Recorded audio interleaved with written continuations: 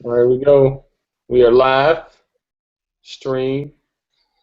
Uh, yeah, my name's Adam Thomason. Welcome to, again, another conversation with BJ, myself, and this week's guest, Ben Sciacca, making a second appearance, Come on, Ben.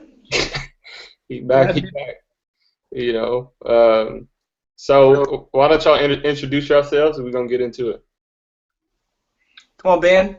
All right, I'm Ben Sciacca. I'm the executive director at Restoration Academy. We're a school in Fairfield, Alabama, just west of downtown Birmingham, trying to provide a quality Christian education to families that ordinarily would not have access to it due to their financial situation. And I'm married to my wife Sarah. Got 4 kids: Judah, Asher, Eden, and Leah. And I've also written 4 books. And right now I'm on spring break, so just enjoying chatting with you guys. There we go, BJ. Talk to him. Good. My name is Bj Thompson. I serve as the director of Build a Better Us, which is a nonprofit that serves families and couples. I'm a speaker. I'm also serve in Atlanta with the Atlanta Navigators. I'm thankful to serve there. And I am a husband of 14 years this year to my wife, Banja. We have 3 children, 12, 8, and 6. And I'm just glad to be here with you guys. There we go. My name's Adam Thomason, itinerant speaker and presenter, and I oversee an independent record label called Collision Records, and just honored to be here as well. So I'm gonna tweet this link out, but let's get into it first. First topic of discussion. What do y'all think pro-life, pro-choice, as it pertains to the Christian faith? What do you think it foundationally should start? Where should that conversation foundationally start? I think you have to start with life with the Imago Dei. Um, you guys have kicked that around in several of the episodes. That all of us are made in the image of God, and so that every aspect of life from conception all the way until the tomb matters. All of it should matter. And so I think you have to start with that fact that because we're made in the image of God, that we have tremendous value. We're unlike anything else in creation, and that human life should be deeply championed, promoted, protected, advanced, and that has to be the reference point. If we don't start with that, if we start with some evolutionary thinking that we're just the effects of some kind of biological accident, it's a very tough position to maintain. But if we are made in the image of God, then I think you have tremendous strength in which to argue that human life it's incredible, and it should be championed in every arena. Mm-hmm. Now, double clicking on that, how can we determine where human life starts? Because some people, even Christians, will say, hey, it starts roughly 5 months. Some would say at conception. Do you have a biblical answer as well as with a biblical answer a philosophical answer? Yeah. To kind of answer a question? What do you think, BJ? Yeah, I think Ben is hitting on a couple of things. I mean, if you believe in Darwinism, then really the idea of conception or even human conception really has to do with the most dominant species. And so there's no real reason to protect human life. But, when you look at Genesis 1:27, it says God created man in his image, in the divine image he created him, male and female he created them. I think what you gain is a perspective about human life that isn't derived from what society says, but you gain a perspective about human life based off of what the Creator says about human life. And again, you get more scriptures from it. You have Hosea 12:3. It said, in the womb, he supplanted his brother, and as a man, he contended with God. You see that there's a value there.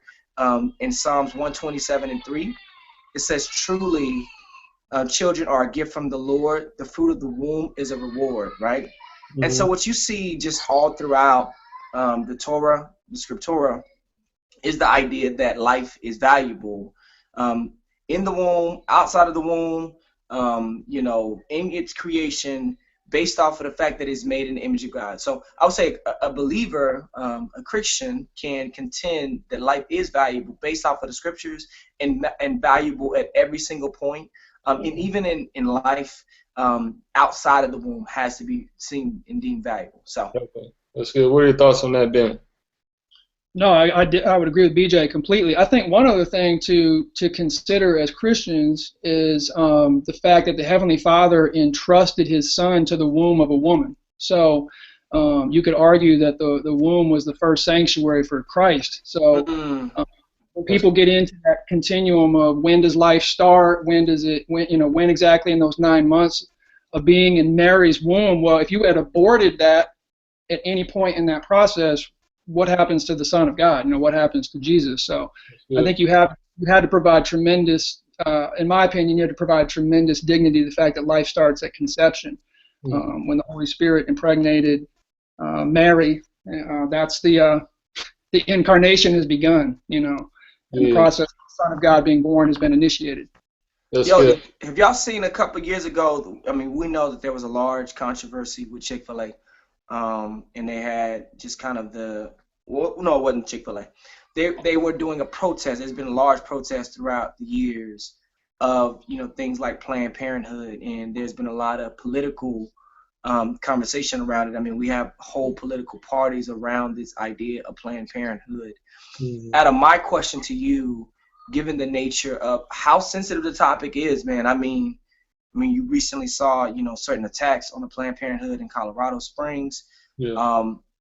Where does this come from? Why is this such an attachment? It feels like the issue becomes center stage in political seasons, and even when accusing or denouncing certain things. Where did this come from? Why do you think we even have such a heated debate around this idea? Pro-life, pro-choice? Yeah. Yeah. It's fitting because I was reading about this today. On the Renaissance, I would say when the Renaissance shifted from God-centered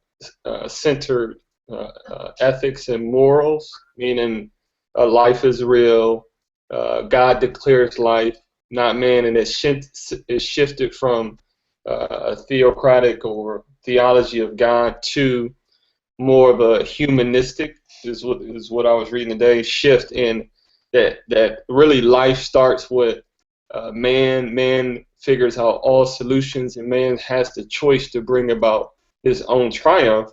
That's what the origin of humanism is. When you look at pro-life and pro-choice, it really centers around that. Who has the choice to declare whether one should keep or abort the child? And you really have these conflicting views of what I was saying. One says, no, it is man's choice, the woman and the man, to choose what to do with this based off of what medicine says. And then you have this one side that says, like, no, Ephesians said that God knew us before the foundations of the world, so He's the one that knows. And since He knows and He declares, then His foundation says, I wouldn't have sent this person into the world if they were to be aborted. Right now, we know it's an imperfect world and all things don't work out ideally, but I think those are the conflicting views when I look at it. Yeah, I mean, one of the things that we've been talking about in progressive evangelicalism is the idea that you can't make proper biblical application without the historical narrative. And I think that many of our viewers and people who are attached to the idea of, being pro-life, one, I'm not sure if we have enough U.S. narrative to even know where Planned Parenthood's derived from. I'm not sure if you guys are familiar with, there was kind of the post-Reconstruction, just to be a little historical about it. Yeah. So in the 1800s, they banned the repopulation, the Middle Passage, for them to bring free labor, which people were brown skin, black skin. They outlawed people from coming over. And so what they did was they breeded people. Basically, they breeded slaves, and in order to populate the land and to create more cheap and free labor, a lot of people, they endorsed fornication in order to have more free labor, if that makes sense. But then once the Civil War occurred, the Civil War created this new tension of all of a sudden we have these large populations of people who are existing here as cheap free labor. We have a system, we have a process for them. And then at the end of the Civil War, once the Confederate lost to the Union, you guys know this, that's why we struggle with Yankees, right? Once the Confederate lost, now they had what was called the Negro problem, where they had all these free people and they didn't know what to do with them. And so I think one thing that's important for us to recognize, even as we talk about this issue of pro-life, and specifically that of Planned Parenthood, many of us are not even aware that Planned Parenthoods are all in connection to what was called the Negro problem. And basically the Negro problem is this. We have these newly freed people. They're no longer slaves, but they're just free. And because they're just free, we don't know what to do with them.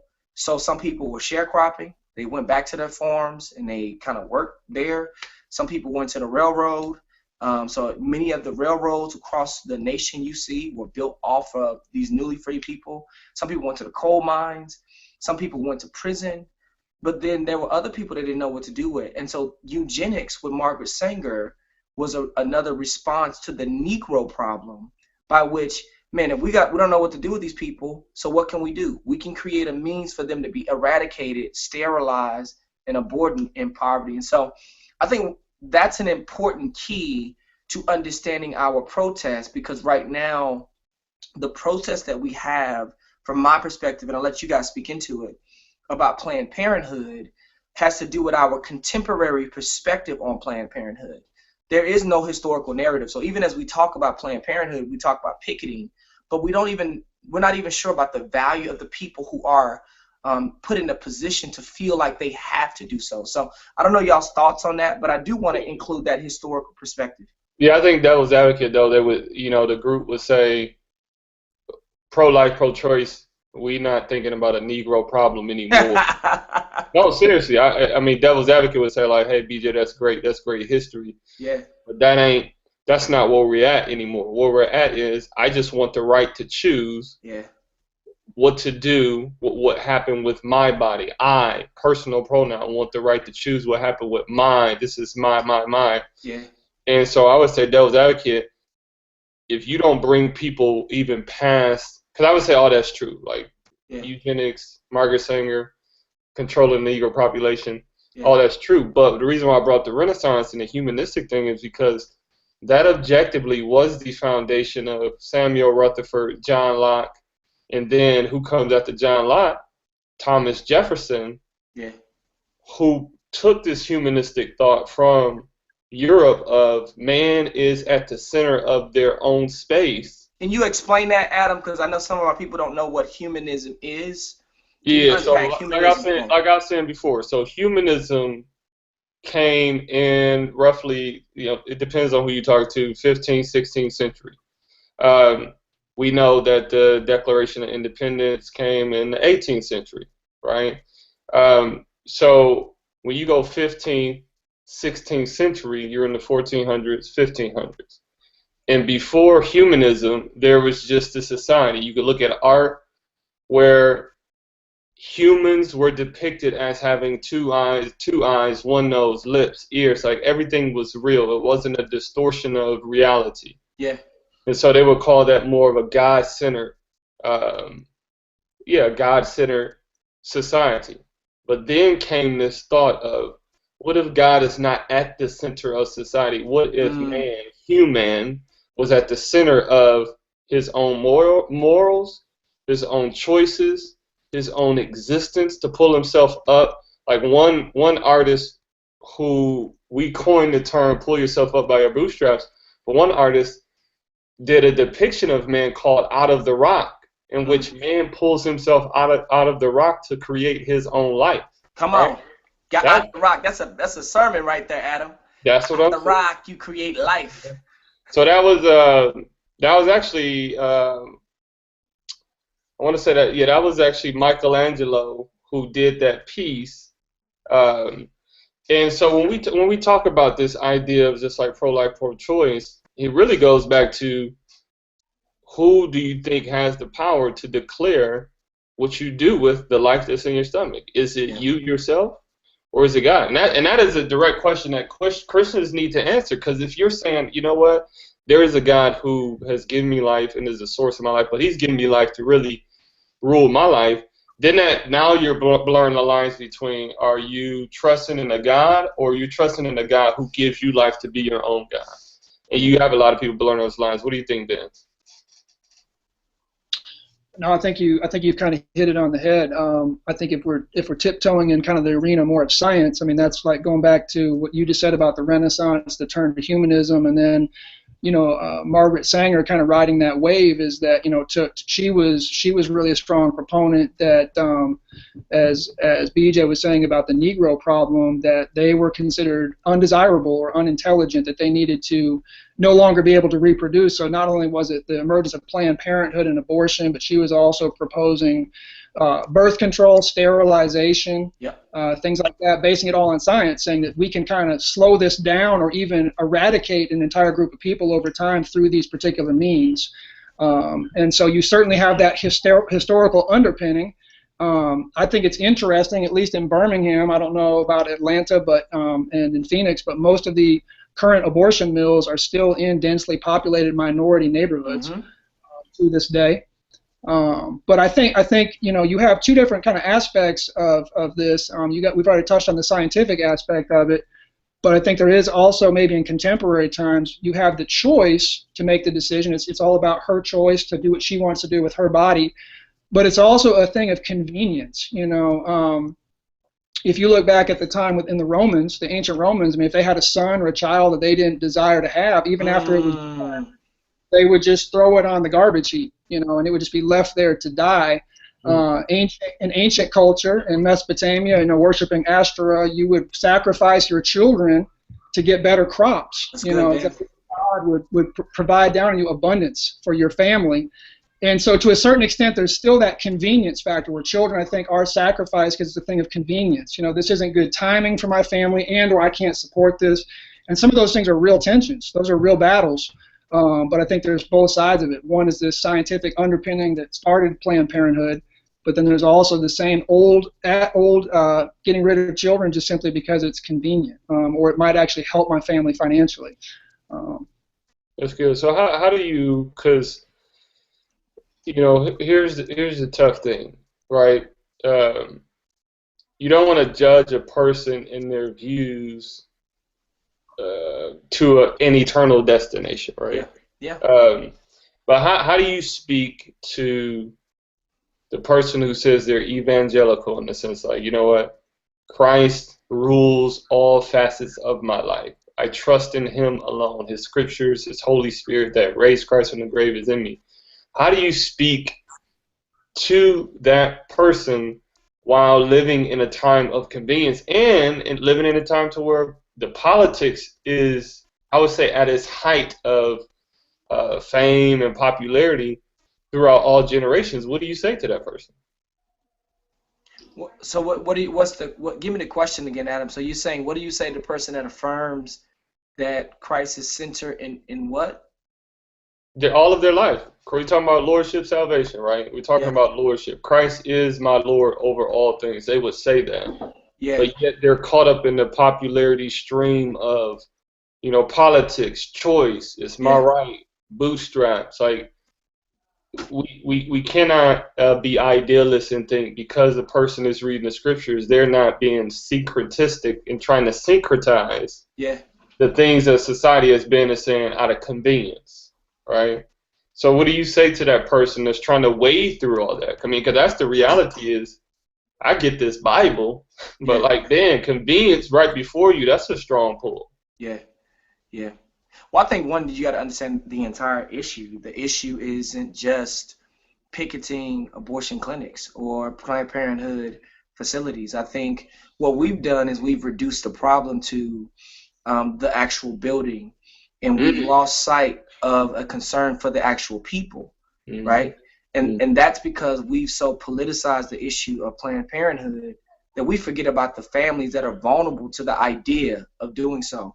One of the reasons why I brought up Margaret Sanger historically is because she picked up on the idea that poverty makes you vulnerable to desperation, to desperate choices like giving up your children. And so you'll see that consistently. People who are either in communities with drugs, and I'm not saying there's not people who don't make the decision or decide to make that choice based off of convenience and a broken relationship, but many people are in poverty and just feel like they cannot afford that. And she picked up on that idea. And so, one, I think you need to understand the issue that poverty, poor life and family situations they make you very vulnerable to Planned Parenthood.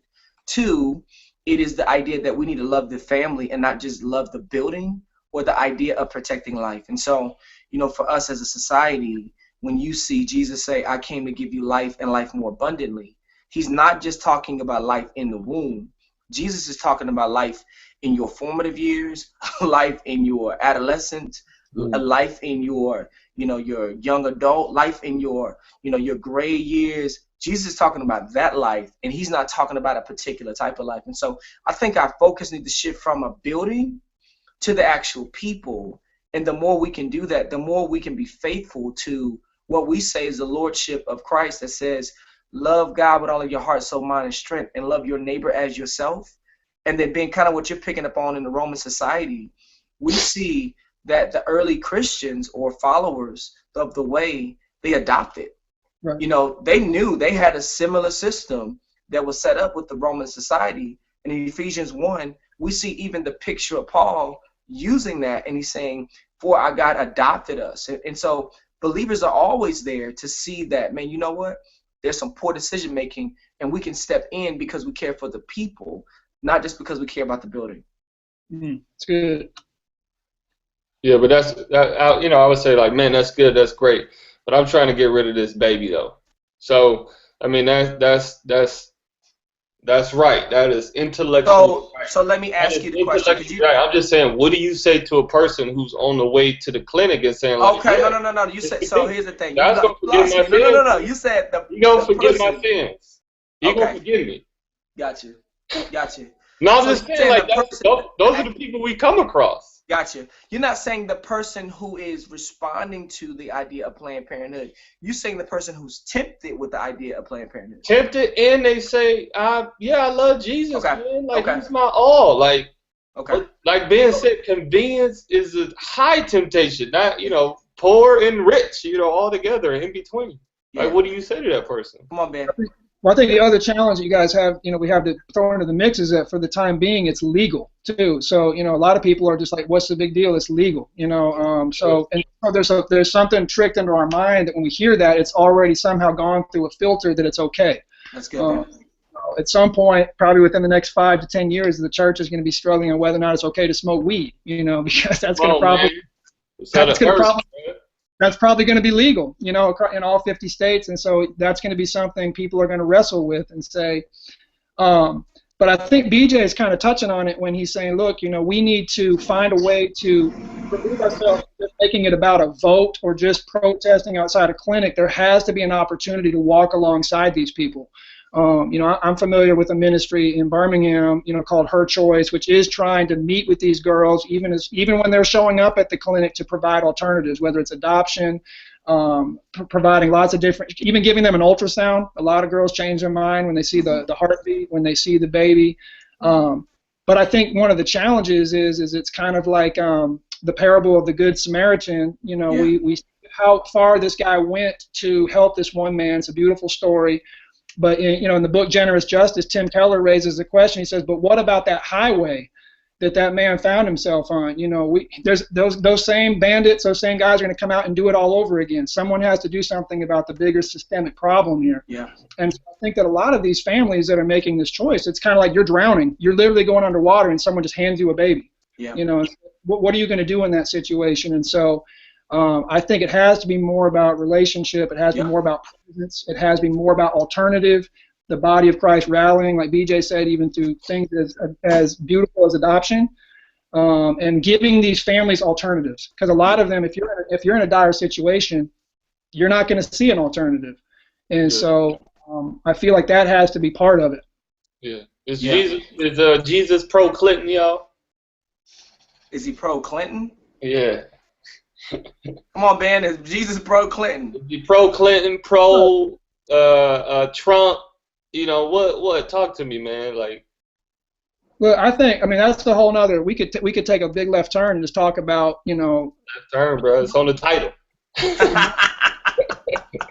I don't know if Jesus would really back any president right now. I mean, I think that, here's the thing. Here's the tension point that I think we wrestle with as evangelicals. I want to throw this out is that, see, we've gotten so into being American Christians, and so, but before that, preceding that is that we are subjects to a king. Okay, we're subjects to a king that precedes our citizenry to this country, and I think that's where we get all of our values from. That's where we get our directives. That's where we get our mission. That's where we get our biblical identity. That's where we get our ethics. That's where we get all of those things. And yet somehow I think we've got it flipped that we begin to shake all of those things through our American citizenry and those values that we have, and it gets twisted and it gets distorted. Yeah. I feel like with almost any candidate, you guys hit it out of the park last week with Trump. I mean, I just don't, with all that he's doing right now with his wall, his rhetoric of polarization, of ostracization, you cannot condone that. Jesus, I don't think, would condone that for a moment. I do think, though, that, look, almost 4,000 babies are aborted in the United States every day. Every single 4,000 babies. Yep. You just do the math on that over a year. I don't think Jesus is going to put on a Clinton button on his robe and say, vote Clinton, no. Yeah. All right, follow-up question on that. Follow-up question. So yeah. So if y'all want to tackle it, y'all can say pass. You're on a game show. So if one, like, how would you, or if one then votes Clinton, saying, hey, I am an evangelical and I vote Clinton with this clarity, do you feel that there is a disconnect of truly knowing Jesus? Like, what are your thoughts on that? So here's the thing. Here's the very issue. You see a couple of things. One, that politics sets the climate, or the parameters in some ways, for society to operate. And so one of the reasons why Paul told Timothy to pray for the king is because they set the climate. They can either make it very oppressive for the nation, or they can create space for a variety of people groups. And so we see that. We see that politics ultimately don't fill up the substance of a society.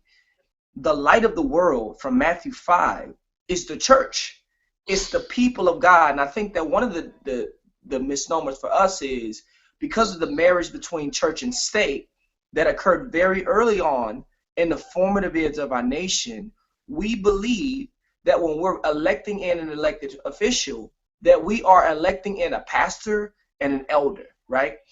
And when you're talking about running a nation, you're talking about running educational systems, domestic policy, foreign policy, infrastructure, the actual, what's it called, the Food and Drug Administration. I want somebody who's competent in those arenas, along with the societal things of religious freedoms, the ability to be able to not overly tax, not to have the government run into your home. And so for many of us, I think that we confuse these political parties that are built on ideologies, that are built to sway your emotions, to hold delegates and seats, that do not hold the mature interest of the Christian values. And so one of the reasons why it's a difficult thing for us to choose, we have two parties first and foremost, and they're both extreme. One advocates for life inside of the womb. Amen. Right? The other advocates for life outside of the womb. Amen. Which one should I choose? I choose both as a Christian. Right? And so if you're asking me which one should we vote for, I think that we try to vote for the person or the candidate that, I mean, honestly, gives us the best opportunity, even though it's all kind of shattered and broken. I don't really know. Even this election is not shaping up well. I don't have a candidate that I'm extremely excited about because I don't see a lot of balance across the board to value and to preserve life. So I don't know if there's a one thing. I think that we have so tied politics into our faith that we believe every time we make a political decision, we're taking up our cross and making a faith decision. And I would just disagree with that. What are your thoughts, Ben? You think Jesus voted, man? I think he voted. Yeah, you think he voted? No, I don't think he voted. I What, think, I mean, like, you know, it's a hard thing because I feel like we have a responsibility to vote. I mean, it's true that a lot of men and women have laid down their life to give Yep. us the freedom, to give us this opportunity. So I'm not with some of the folks who are like, well, I'm just done voting. I mean, Yeah. I will be honest, I'm fighting a lot of cynicism. I'm fighting a lot of frustration. Um, but I do think we have a responsibility to vote. You know, per your question earlier, Adam, though, about, you know, someone who's heard all this and is still willing to go forward and cast that vote. I mean, I think all of us need to show grace in the sense that we're all in a different continuum of discipleship. We're on a different continuum of understanding, and hopefully the Lord is continuing to pull back blinders for all of us in different arenas. So that's good. for some, this issue has been deeply entrenched in their family, or it's been condoned for a long time, and Lord willing, God would breathe on that. But to BJ's point too, I mean, caring about life outside of the womb, there's people that need to have some serious blinders removed in that area as well. I mean, it's a great point. And so, you know, we can't. That's really something that the people of God, I think, are going to have to do through increased faithful witness. Yeah.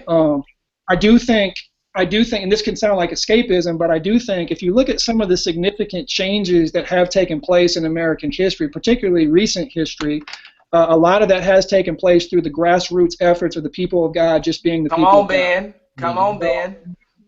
You know, Dr. King and all that he did through the civil rights movement, Fred Shuttlesworth in Birmingham, Medgar Evers, many of these men were deeply entrenched in working through the church. Yeah. It was a movement that was mobilized through faithful witness of just living out being the body of Christ, and it moved mountains. I mean, it did. God used it to move mountains.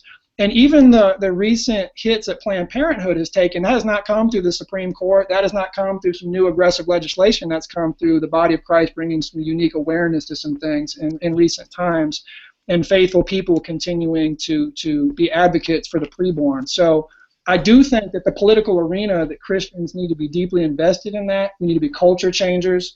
We need to support the politicians that represent the body of Christ.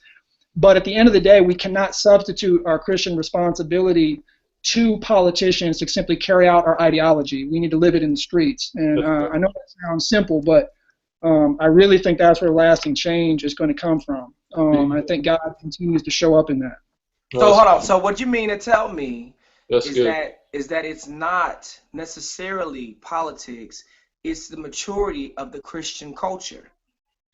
And this is what I'm saying is that I think we put So is that a question or a statement? No, I'm making a statement. This is the statement for me. This is what I'm saying. We put such an onus on our politicians getting it right, and we put little emphasis on believers getting it right. And I'm saying that oftentimes we don't do an examination. Even we talk about King post-civil rights, but at the time what he was doing was not popular. He was extremely opposed. It was illegal for him to do half the stuff that he did, but he got the scriptures right because he understood that all life should be liberated. And so let me say one other thing. Oftentimes people talk about, when you're very interested in Black Lives, no, I'm interested in global systemic oppression. So my brothers and sisters in Pakistan, the people living in caste systems in India, people who are living under the apartheid in South Africa, and some of the still shadows that's coming from that, you know, things that are happening in different places with warlords. Like, our heart should be for the global oppression of all people. It just so happens that in America, we've so been formulated off of racial structures that we have to deal with racism. And when you look at the maturity of the believer or the church, it's always having us be more aware, not us just be coincide with the actual political climate. So I would say everything boils down to the maturity of the believer. And if we don't get it right, then we're often we co-sign things that may not even coincide with the will of God or the lordship of Christ. Well, what does that mean, getting it right, though? I mean, because getting it right seems so, it seems so ideal and utopian mentality. Okay, let me tell you what getting it right means. Yeah. First and foremost, Jesus prayed this. He said, "Our Father, who art in heaven, thy will be done on earth as it is in heaven." Right? We know that. Hallowed be. Yeah, hallowed be thy name. Right? And I don't mean to run up the scripture, but I want to get to that part of the verse. We see that as salt and light, people who are left here, Mm-hmm. we're here to be a picture of what heaven is supposed to look like, right? So all the, I'm moving, I'm leaving. Like if you leave and go to Canada, your sin's coming with you, right? Right. And you're gonna find yourself in another oppressive system. It may be different, but it's the same, right? Yeah. So one, you are called to do that. Two, you see Jesus' example. He stepped into a climate where the poor were being overlooked, the religious were oppressive, they were part of a Roman society where there was a lot of pagan worship. And what did he do? He didn't just say, woe is me, and gather a few people. Man, he was serving in a local church, synagogue. He was involved in social issues. So you call him, people say social justice warrior. He was a social justice warrior, right? But then he also was fighting to have a clear understanding of life and God. And so I think one thing for us to get it right is we have to follow his model and his example and try to bring that here. But it's not going to be perfect. And that's why it's a wrestle. There's no formula, right? And it's life inside and life outside of the womb. And one last thing. Too often we talk about burdens that we're not willing to carry. Mm-hmm. Too often we bring up issues that we're not willing to step into. Recently I had a conversation with someone who's very perturbed about a social ill, but they're not willing to get involved. Mm-hmm. And that's precisely what the Pharisees did. The Pharisees saw social ills, but they weren't willing to step in to get involved. And so, Ben, you talking about families and adoption or whatever. If you're not willing to step in, stop picketing.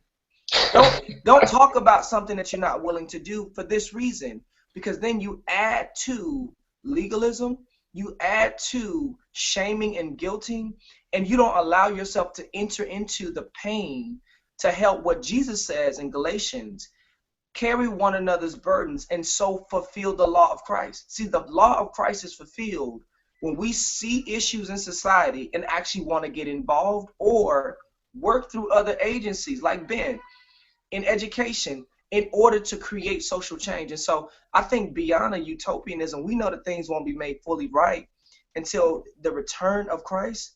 But we do know that we're to participate in some of those changes right now on earth as it is in heaven. Yeah.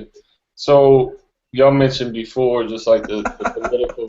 Y'all made statements about the political and arena.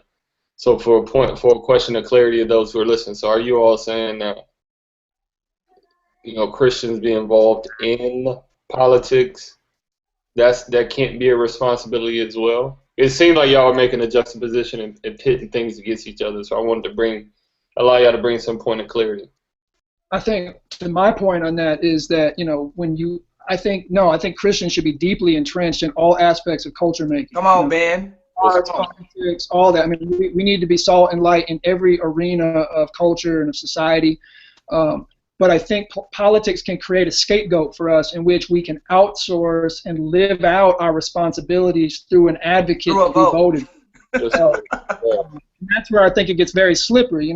If 2 Corinthians 5 says we are ambassadors of Christ, well, that is a political responsibility. Mm-hmm. We are ambassadors of reconciliation in this fallen world, and that's relational, that's incarnational. So the onus is chiefly on us to carry out what BJ is saying about being ambassadors of heaven on earth, participating in his will being done on earth. That has to be lived out first and foremost through me authentically, and by his grace living that out. So I think that we can look to just say, hey, look, I voted pro-life, I voted Republican, or I voted whatever, therefore I've done my part. Or I show up at a random protest and I protest outside Planned Parenthood, I've done my part. Mm-hmm. That's not enough. That's just simply operating through certain political avenues where there is no relationship.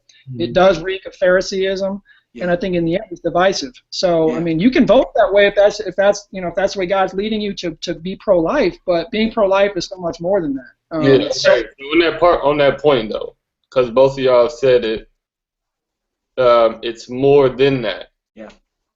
Help people from a discipleship standpoint. If you have 3 points, for people who are listening and who will come across this later, to kind of disciple them, tangibly disciple them. Yeah. What does being more than that in a discipleship standpoint mean? If you were building up their framework, how would you disciple them just in 3 areas? Yeah, so here's the thing. One of the issues that we have as a culture, we want to know what without knowing why. And that's part of the issue. is that we don't even have the proper worldview. We want the formula, right? Just tell me what to do. I do that with my wife all the time. It's just instead of understanding what it is that she's trying to articulate or what it is that she's feeling, I'm just basically just telling her, just get to the point. Just get to the point. Give me the formula. Tell me what to do, right? And I think one of the things that you see about Scripture is a thing we call progressive sanctification. It's as God reveals things to you, you're faithful and obedient to those things. And so you can't ask him for the 8, 9s, and 10s, and he's revealing the 1, 2, and 3 to you, and you're not faithful with those things. And so from a simple discipleship perspective, I would say this: there are things that you see now that you feel like, man, I could do something about that, and you should respond to that. We see that same thing with John the Baptist in his ministry. When John the Baptist came, the people coming, they were like, what shall we do to get into the kingdom of heaven? And he told them different things. He told the tax collector, don't steal anymore, right? He told the Roman governor, the Roman soldiers, he's like, don't. You said what? I said, yeah, stop using more force. So that's what I'm saying. He gave them tangible things in their discipleship. Absolutely. So here's what I'm saying. The problem with trying to give everyone a tangible thing is this. Is because everyone's in a different situation. So here's what I want to say that's a cop out though, because Jesus told his disciples to pray. He said, "You pray." To pray. Yeah. So there's some discipleship things you can give people. I'm just saying, if I'm listening, why don't you give it to them, Adam? Y'all Why don't you do that? Why don't you give it to them? making the points. No. I'm just saying, y'all are making these strong points, and if I'm listening, I'm contending for. Let me tell you. I'm just saying. Ben has said, like, man, it's more than picketing. You have said, you know what, it's more than this. And if I'm listening, I go, that's great. Right. So what do I do come Tuesday? Okay. Help me out. So let me tell you one simple thing you can do. Love other people. Be intentional about building relationships with other people. The fun thing about building meaningful relationships is problems always come up, right? One of the reasons why we respond in desperation is because we feel unwanted, uncared, and unloved for, right? And one thing that I've noticed about just being in people's lives, it just happens. Stuff just happens. Things just happen all the time. And I don't just love one type of person. I put myself in a pathway of different types of people. And so building meaningful relationships with different types of people causes us to grow in different types of ways. And that's what I'm saying. I don't know the application for it. For some person, it may be providing substance. For some person, it may be, volunteering somewhere. For some person, it may be, stepping into the gap and saying, you know what, I'm going to help you with that. I'm going to teach you. I'm going to serve you. Jesus said, make disciples and teach them to obey all these different things that I've commanded you. And so for different people, it may be different things, but I would say building relationships with the intent of looking more like Christ is critical. And again, as these issues come up, because sometimes those things are not on our radar. I mean, I'd love to give you a formula, but that may not be on your radar. I'm just saying, you reeled off. If somebody goes back through this video, they're going to see that y'all both said specific things that it's more than that. Those are your words. Yeah. That's all I'm saying. Okay. Y'all use it's more than that. So all I'm saying, if a person is listening and says, okay, so from a discipleship standpoint, help me. Kids. Building meaningful relationships. Ben, what you got? Because BJ, he's too spiritual for me. So Ben, what you got? Okay, well, I mean, a couple of things. It's hard to pin this stuff down. We have been talking a lot of just kind of loose, I guess, some loose rhetoric with it. But I think one of the things G.K. Chesterton said, Christianity is essentially a centrifugal force. It's always going out from the center. Other religions are all centripetal, meaning that ultimately, if our faith is for ourselves, we're in the Word, we're praying. Any of our pursuits are for our own edification, our own build-up. The Christian life authentically lived out is constantly living out from itself for other people. One of you, I think it was you, A.T., touched on Luke 4 a couple weeks ago, where Jesus opens the scroll in the tabernacle, right? Yeah. And he opens up from Isaiah, behold, the Spirit of the Lord is upon me, for he's anointed me to preach good news to the poor. He lists specific things, right? Few chapters later in Matthew chapter 11, John the Baptist is having doubts of his own. He's in prison. He's saying, like, look, I don't even know if this guy's for real. He sends his disciples to Jesus and says, look, are you the Christ, or should we be looking for someone else? Mm-hmm. And Jesus, he could have said anything there as his apologetic. He could have said, look, you go back and tell John, I made John before the beginning of time. I'm the creator who holds all things together. He could have listed anything he wanted. Mm-hmm. But he said, you go back and tell John what you have heard and what you have seen. That's what he said. He says, the blind receive sight, the lepers are cleansed, the dead are raised.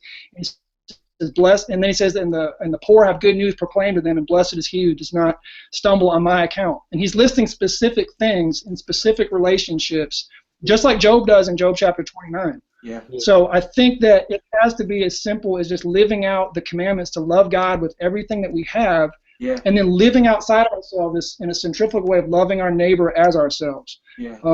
And so where you see brokenness, wherever arena God has you, for me, my calling right now is the matrix of education. That's my chief application of this, is touching the lives of kids with the gospel and holistic discipleship. What does that look like?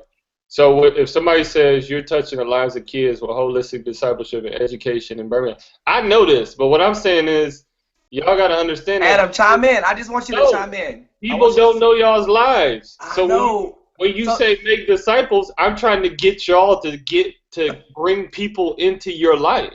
So let me tell you what I do. Let me tell you this. I can answer for Ben and say, hey, I've been to Restoration Academy, and I've seen Ben disciple guys get into their lives. He plans out weekly, trips with them. He goes through the scriptures. He talks about education, financial planning. He brings them around his house. They live with him at certain times. I can say all that, but I'm trying to get, those are tangible things. That's all I'm saying. So Adam, all I'm saying is we're trying to, I just want to make sure we're on the same page. I'm not being unfair when I say like, tell him. So that's what I'm saying. So I'll tell you how I do it, okay? Okay, that helps the people. There we go. We love the people. How I do it is this. Because I care about life inside and outside of the womb. One of the ways that we do it is by building healthy marriages and healthy families. We spend time with them. We have them to the house.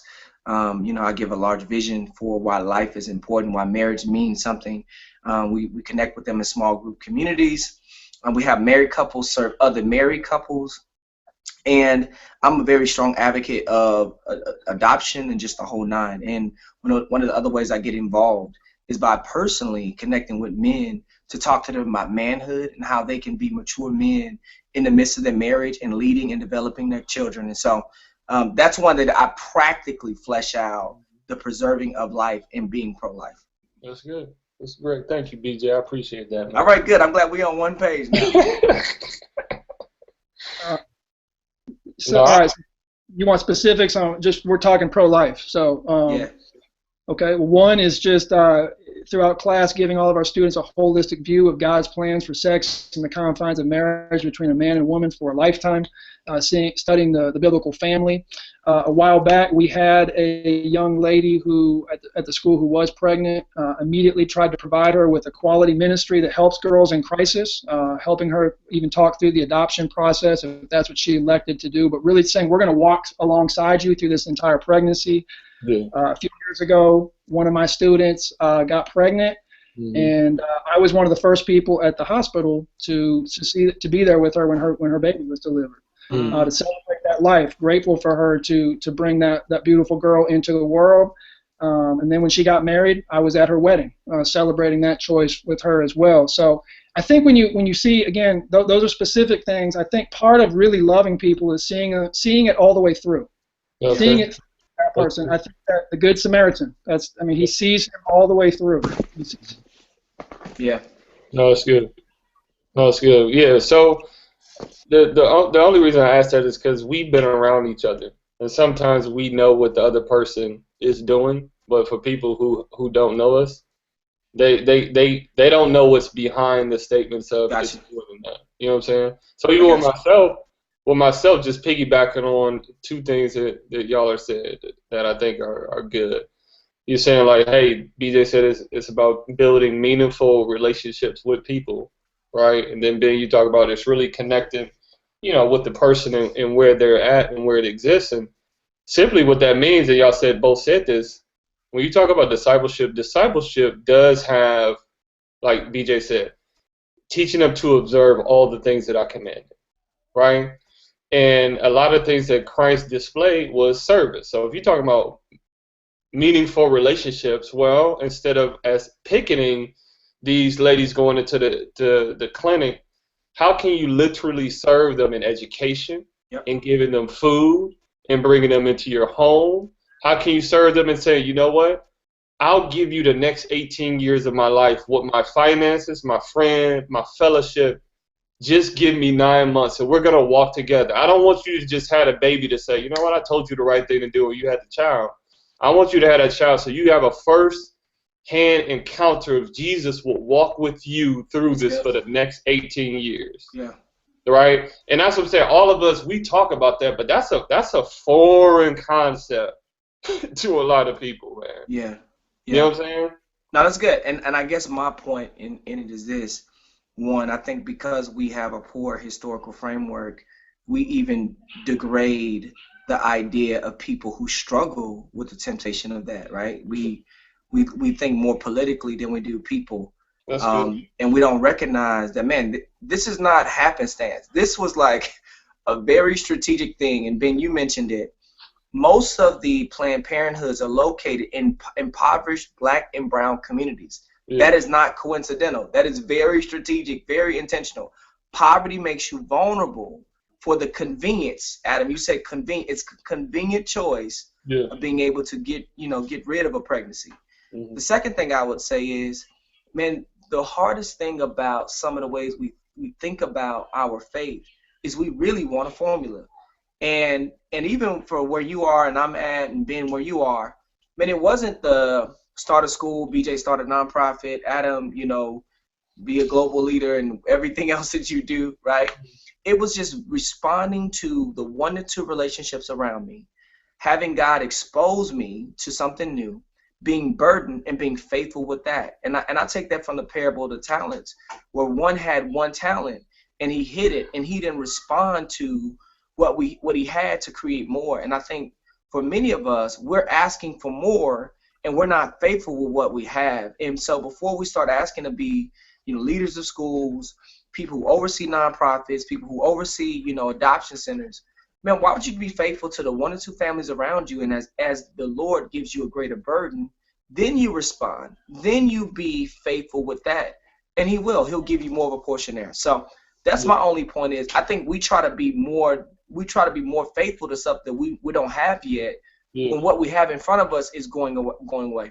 Yeah. If y'all had to, and I'll lead it off in this question, but if y'all had to, in a sense, disciple people at this time with biblically pro-choice, like in the connotation of pro-choice is I have the right. Biblically, where would you all start your framework, and what would you say? I will personally start my framework from Ephesians chapter 1, where it says that the Lord knew essentially his creation and those who would come into his fold, but his creation before the foundations of the world. So we see that even the existence of the human spirit isn't when we declare it 4 or 5 months, when we determine a baby being in term, and therefore I have the choice to abort it, is that God has declared life even before creation even came into being. And so I would tell the Christian that if you don't understand that God is the one who is the determiner of life, then you are going to struggle with this decision of pro-choice, and you're going to take the temptation of convenience, because now life is about more convenience than it is about submitting to someone who governs even your life and your soul and having authority over you. What would you say, Ben? Well, I think you guys have already touched on some of the keystone scriptures from the Psalms, talking about how we're fearfully and wonderfully made in our mother's womb, that all the days that were written about me were, he knew all of them before one of them came to pass. I mean, I think all of those scriptures show that God had some great intentional mastery in mind for every single life that was in place before it even came to be. So all of life is precious. I think you had to start with that context. I think you have to start with where we touched with being made in the image of God, the male and female who created them. Again, that gets back to the fact that we have life. And then I think on the flip side, I mean, if you can establish that as a baseline, and that's really where it has to start. If we can't establish that baseline, I think you're going to have a real tough conversation. But if you can establish that, I think the next thing is, does anybody really have the choice over snuffing someone else's life out? Do we really have that? I mean, God alone, I think, has the power to do that, the decision to do that. That is not a choice at that point for me to say, well, I can just do this out of convenience, or I can do this because it's legal in this country to do that.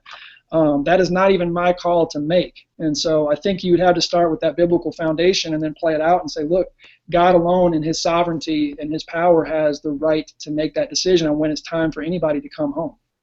That's good. What about you, BJ? Yeah, no, I mean, I definitely would start with.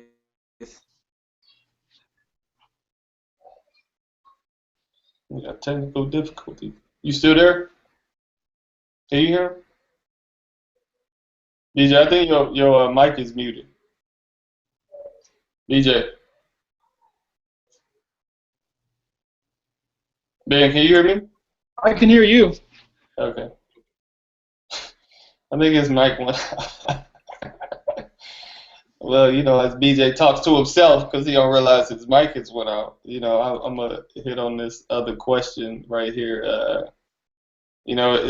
Someone responded to BJ just saying BJ is speaking to married couples. What about the young man and young lady unmarried? Generations of children born out of wedlock programs like the one Ben works for don't exist. And I would say exactly, it doesn't. And exist in the normative. What about those? I think, and I'm going to talk about this at Q Conference, so shout out to Q Conference. Y'all come to Q April 21st through the 22nd. But one of the points I'm going to make is that, there's a organization called Compassion Children, which pits families with, overseas children and help, sponsor them and grow up through life. And I'm saying, with the group of Christians in Ephesus, they adopted these children at the base of these mountains. Like, there were 4 known mountains of that day that you could leave your child at the base of the mountain and leave it to the beast of the day and the elements in order for him to die.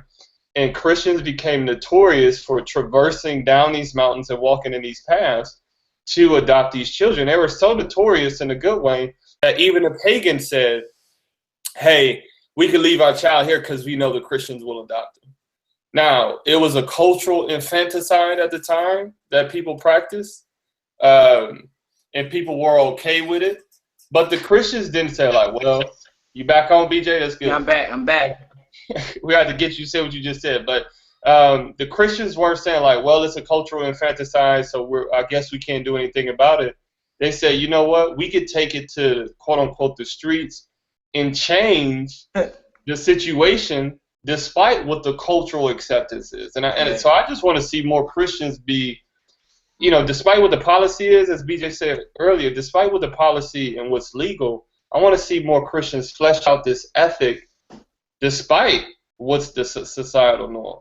Yeah. And if we go on Ben's point, that takes us beyond our convenience of the lives that we already have mapped out for ourselves. We already got our kids and we got our money stored away. And when we get to 45, we trying to travel and do something, right? So now that it challenges us on our own convenience and how we set up our lives. Yeah. The only thing I would say is we have to stop seeing people as projects. That's good. And when we see our neighbor either vulnerable to something, we have to see them as ourselves. And so one of the things that I feel like, people of faith can struggle with is paternalism. And it goes unchecked really often. We like to just help.